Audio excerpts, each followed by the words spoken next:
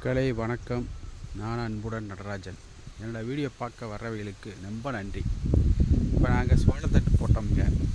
போட்டு பார்த்திங்கன்னா கருதெல்லாம் வாங்கிடுச்சு. ஆனால் பார்த்திங்கன்னா குருவி எப்படி அடிச்சிருக்கு பாருங்க. நம்ம தட்டு போடுறதுனால குருவிக்கு தான் லாபம், நமக்கு லாபம் இல்லை.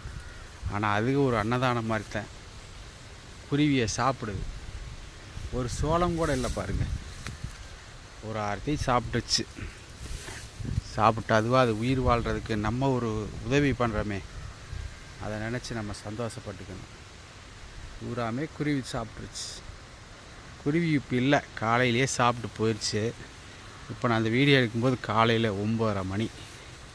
அதனால் எல்லாமே சாப்பிட்டு போயிடுச்சு. விவசாயம் பிடிக்கும்னா ஷேர் பண்ணுங்கள், சப்ஸ்கிரைப் பண்ணுங்கள். அன்பு தோழர்களே.